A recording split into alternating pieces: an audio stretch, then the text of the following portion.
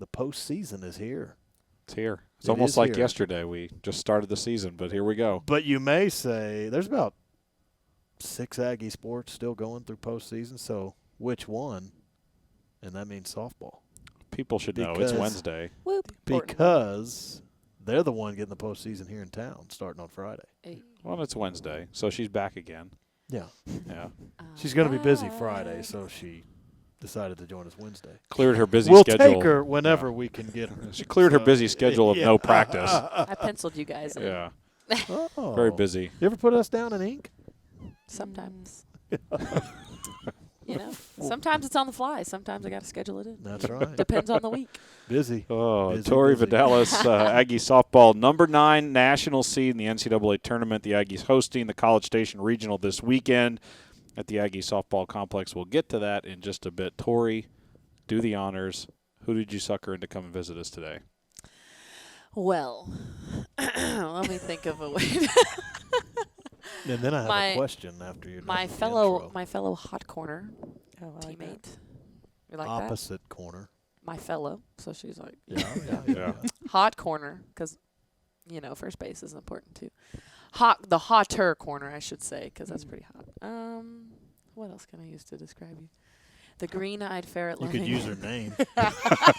green-eyed ferret loving teammate. You You're missing it. You missed my awesome. No, go with the green-eyed. The what? green-eyed ferret loving teammate, Riley Sartain. The green-eyed ferret. Ferret. Yes. Ferret. You said all that, and then in a matter of 0.25 seconds, you said Riley Sartain. Riley Sartain. My name's not really important. so- Dot. Riley Sartain. Have you ever been, Whoa, introduced like that before? Actually, I have on several occasions. Your Anybody- intro It's a was common so thing. long, I forgot my question. Right after. That's what I do. Wait a minute. That was my question. Is this the first softball repeat guest? Have you had a repeat guest on your Yes. segment before Riley here? Sarah. Yeah, right? we rolled Sarah. Oh, last week. Sarah. Yes. Yeah. Last week. Sorry, she beat you. to it Whatever. on- It's fine. I'll forgive you. You're the first She's the postseason closest. repeat guest. Yeah. Oh, good. But see, you got the postseason. Yeah, that's important. You got the regional lead in. That's one of the most important shows of the year. Of course. Mm-hmm. You're welcome. Now, what's behind this ferret loving? Go ahead. It's a long story. I'll shorten it up. I have 3 ferrets at Wow.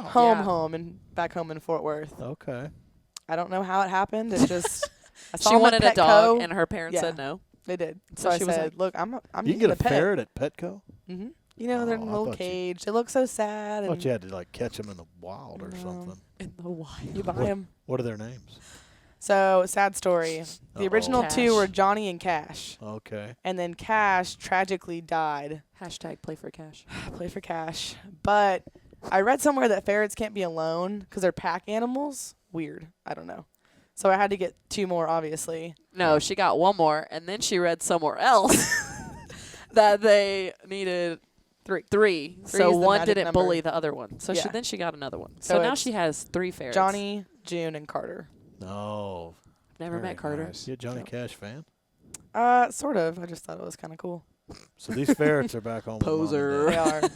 These are all things you get to look forward to once Jules is old enough to start talking about having pets. Ferrets. Yeah, They're it's great. the They first sleep start. all day. She's got a dog. They She were can't really do cool, that. actually. Now, I went to bat for you with Mom and Dad about getting a dog last week. Thank you. I tried. I know. I don't know if Mom seems to be pretty focused on no, Yeah. but I think if you continue to Pretty work on it, it's Have possible. we looked at how dogs and ferrets mix? Well, she doesn't have the ferrets No. at her College Station home currently. I know, but you're gonna get the dog. Yes. I thought you my meant dog. the dog goes with Mom and Dad. Get a No. dog up there. I'm trying. Okay. See, if I get it, they can't say no because I'll already have it. They could Well, sell unless they it. see this show and then they hear that you're going to get one, and then they come down to College Station. Very true. Cancel that out. The Sartans are avid Studio 12 watchers and listeners. Clearly. They're part of the audience of 10. Yeah. How quickly can they watch it before she goes out and buys a dog, though, is the real Yeah, that's question. the real question. Yeah, we're going to shorten the segment. You need to get out of here. Bye. So the Aggies at home this week in the NCAA tournament. And it was funny, Tori, we were talking last week in Knoxville about that. You know, the Aggies have hosted quite a bit at home under Joe Evans, but it's been a couple of years, and none of you guys have gotten a host. So you knew you were going to host. You maybe weren't sure of the seed, but the excitement or the smile on your face, maybe, Tori, when you officially saw it on the screen. You get to play in College Station this weekend. It was really exciting, especially after the committee did a few crazy things, I would say, with the whole Minnesota not being seated as a regional host. But, yeah, it was super exciting to know that we get to stay home, sleep in our own beds, which is my favorite part. We get an extra day just to be here and practice instead of using that as a travel day. So I'm excited to get to host. And for me, just seeing it up there and seeing that Texas was coming again and that we were going to get to play Texas State as well, or either or, I should say, it's really exciting, especially because this is going to be our first time. So it's new and it's exciting. And for me, it was kind of like a dream come true. Yeah, now, Riley, you told me a story about last year when you saw, because you grew up watching this program and your parents are Aggies, you've been an Aggie all your life. Last year when Texas popped up on the bracket in Lafayette, you and Caitlin Aldering jumped up and down screaming, and no one else really reacted to Texas being there. Was there a reaction? Did you expect Texas to come? Was there a reaction when you saw the horns in the bracket? I did not expect it. We actually asked Glasgow before the selection show. We said, hey, who do you think? Who do you think we got? And he said, Texas Southern, Texas State, and Texas. Oh, wait.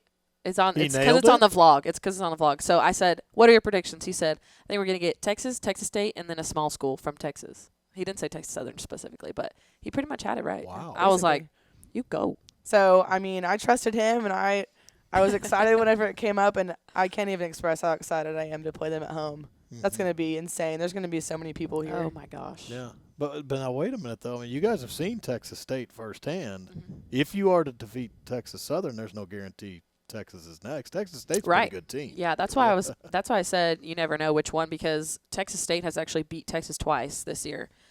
Texas has not beat Texas State yet this season. So it'll be interesting. I think that game is going to be crazy, because then you look at it as they're both kind of like chomping at the bits to play us.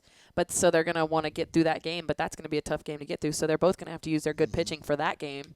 But then if you get to us and then they're like, well, who do we throw now? You know, so then they're just anxious. So maybe it'll play in our favor. But then it's tournament time. I mean, there's the rule. You never look past anything. You guys probably don't know much about Texas Southern at all, but will there be a message leading up till Friday? Look, we've played Texas State. We know they're good. We know the other team in this bracket is our rival, but let's not really look past Friday night and the opener. Oh, yeah. There's been plenty of occasions where Coach has just said that we need to focus game by game, and that is a really big game. The first one is the most important one, because that's putting you to the second day, and you know that you don't have to play another game that night or the next morning, afternoon-ish. So for us, that's going to be important. And the thing is, we don't know anything really about them because they don't have film like Texas and Texas State does. So we don't really have anything that's available right off the bat for us to look at when we play them. So it's going to be a lot of in-game adjustments for us and really kind of figuring out what they're about and stuff like that. But we did learn that they have a lot of slappers, so our infield has to be ready for that one. Yeah, lefty slappers, be ready. Oh, yeah. The hot corner. Yeah. Tori, Vidales, Riley Sartain with us here on Studio 12. Aggie softball Friday, Saturday, Sunday, the College Station Regional. Tickets available online at 12man.com/tickets. Riley, we were just talking about not knowing a lot about Texas Southern, and it kind of answers the question I was going to ask you guys. I know you all have had your struggles offensively a little bit of late, especially now you were facing an All-American in Alexis Osorio in Knoxville. But were you going to enter this regional, regardless of who you drew in that first game, focused completely on yourselves? I mean, is this game maybe more about us, about Texas A&M, than any other one you played this year, just to get back to what you guys can do? I think more often than not we do beat ourselves. I think that we're a really talented group, and the Texas Southern game is just going to be a big test on how we can go into a game not knowing much about our opponent and really being able to adjust to our opponent. And I think that that's going to help us later on in the postseason if we do make it, just to have those in-game adjustments. Those are the most important thing in the sport we play. For you, now I know, Tori, this will be your third year in playing the NCAAs. This is your second. Did you learn anything, maybe looking back, now that you're a sophomore, looking back at your freshman year, first NCAA tournament experience, all that stuff, is there anything you learned from last year that you can kind of take into a 2017 postseason? I think it's important to realize that rankings really don't matter anymore. I think that whoever comes to show up that day to play is really going to be the team that comes out with the win. So I think it's important just to realize that and treat every game like it might be your last. And Tori, you mentioned it earlier when the bracket was unveiled. there were some surprises there, and obviously the Minnesota thing is something people are still talking about today. We were actually in our hallways not long ago, but the other storyline of the bracket is this conference got every team in, and it's the Yes. first time ever. I mean, do you guys walk around a little prouder when that SEC's on your shirt, knowing that all 13 teams in this league just got into the NCAA tournament? Oh, yeah. I think a lot of times there's a lot of conversation about SEC Pac-12, SEC Pac-12, and I feel like that just kind of confirms, like, SEC is the softball conference. It's so awesome to be able to play against all these teams, these talented athletes, and just great programs. And the fact that we were able to push all 13 across into the regionals, that's something that's never been done before for us, and since I think 2007 for the Pac-12. So, I mean, to me, it constantly reaffirms the fact that we are the conference to beat. Mm-hmm. Yeah, and then you see a team like Ole Miss, Riley, who you guys swept and rather convincingly swept in Oxford a few months ago. They go on a hot run. They're a number 12 seed. I mean, does it allow you to maybe step back? You want to win every game you play, but does it allow you to step back a little bit and realize the level of competition that you're playing every single day, day in, day out in this league? Oh, yeah. It just shows you that, whoever shows up that weekend is the team that's going to win. And I think that in the SEC, rankings also don't matter because any team can be any team. And it just goes to show you that, we swept Ole Miss. And then it was so fun watching them compete in the SEC tournament and just beat all those teams. I really like that. Did this weekend with Texas State, Texas, maybe to a lesser degree, Texas Southern. We'll start with you, Riley. I'm sure you know quite a few people on these teams, or any good friends that you'll get to play against this weekend. I didn't play with Erica Wright, but I did go on a visit with her, and I got to know her and her family pretty well. So that's kind of the only person. What for you, Tori? I played with a lot of people, actually. I actually played with Heaven Benavides. She plays at Texas Southern. And then from Texas, I played with Erica Wright, Kelly Hansel, Mackenzie Kerpeck. A few of them graduated already. But them three for sure. And then played against Devin Tunning for a while. I'm trying to think. You got Texas State. I don't think I played with any of them, but Aaron went to school with a lot of the girls from Texas State, and I was good friends with Aaron in high school, so like we all kind of knew each other. So it's a very small world in Texas with softball. Yeah, I bet. I can only imagine if one of the Longhorns gets on the first base conversations. Oh yeah, of course. It's top secret Well, though. I knew he was about to ask, "What are you gonna say?" We'll just leave that to you. You Anticipating handle it. it how you want it. Just don't let them get over to third. That means they're No. close to score. Yeah. You just gotta stand right in front of the base, not let them go anywhere. There you go. There you go. No obstruction Keep 'em call. down. No, Keep them down. Of course not. But also, we've talked about this already with you, Tori. We talked to Nick Chorby when he comes on. No school. I mean, it's the postseason. It's the diamond sports heaven that you're in.